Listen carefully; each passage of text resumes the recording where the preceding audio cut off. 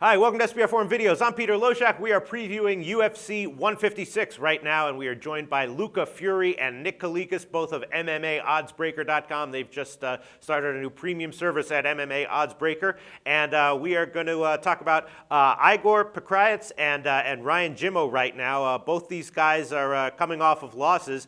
Jimmo recently suffered the second defeat of his career after winning 17 in a row. Pokrajac, though, has, he lost 2 in a row. It would have been a loss, except Beltran tested positive for steroids here.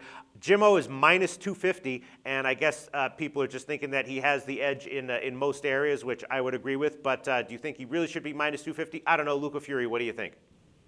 I don't. I think he is a little bit overvalued here. I do think he should probably win this fight, but honestly, I think Jimmo is pretty overrated. Yeah. I mean, yeah, he had that great win streak in MFC, like you mentioned, but if you really look at those fights, he really didn't look that good in a lot of them. He beat a lot of lower opposition as well, and in fact, in one of his recent fights in MFC against Sokuju, he actually should have lost that fight, and that was a 5-rounder against a guy in Sokuju who has awful cardio, and he was actually outpaced for 5 rounds. It was a very bad performance. Of course, the biased judges did end up giving it to Ryan Jimmo, but like I said, he should have lost that fight. He ended up beating Anthony Perosh, who's barely UFC caliber, if at all. And then he lost his last fight to James Tahuna. So I definitely don't think all that highly of Ryan Jimmo. But at the same time, Igor Pokrajac is not that great of a fighter either. Right. He has some very questionable fight IQ. I mean, look at his fight against Vinny Magalhaes in his last bout. He was actually doing okay in that. He did lose the first round, but he had the fight right where he wanted in the second round. It was on the feet. Vinny was starting to gas. Igor, all he had to do was land some combos, keep that fight on the feet, and he was probably going to win either a decision or by a stoppage. And what does he do? He takes Vinny down and gets submitted. So Igor's a guy who is a flake, kind of. He has questionable fight IQ. He got dominated by Joey Beltran, of all people. So he's not really a guy I want to lay my money on either. So this fight actually kind of, to me, screams a total pass. Nick, where did you open this line? Right, basically where it is again, 245. So, a little bit more action coming in on Jimmo, but not much at the sportsbooks now because a lot of people don't want to bet this fight. The betting public out there, you got to give them a little bit more credit sometimes than they get.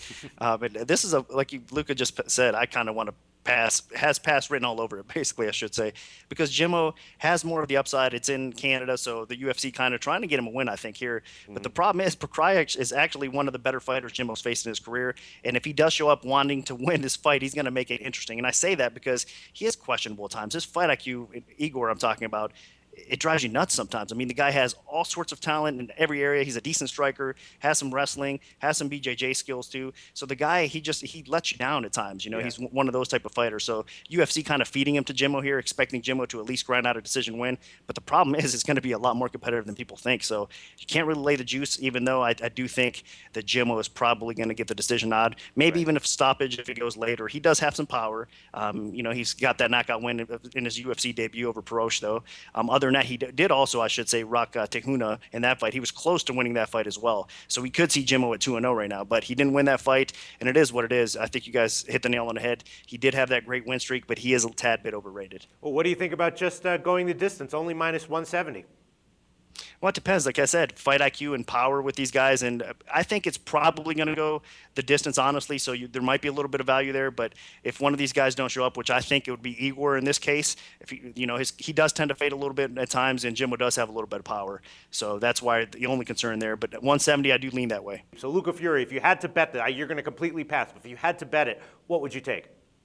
I would probably go with the over as well, just because I think I don't think there's particular value in it, but I think there would be closer to value in that than betting the money line and Ryan Jimmo here. Not a guy I would be interested in laying minus 250-ish on, but the over, like Nick said, it should go that way unless Igor, his cardio becomes a factor. He does get caught with a big shot, but you have to remember too, Ryan Jimmo, despite showing good power in his last 2 fights, in the past he's actually been a huge decision fighter, so that's another reason I do tend to lean towards the over.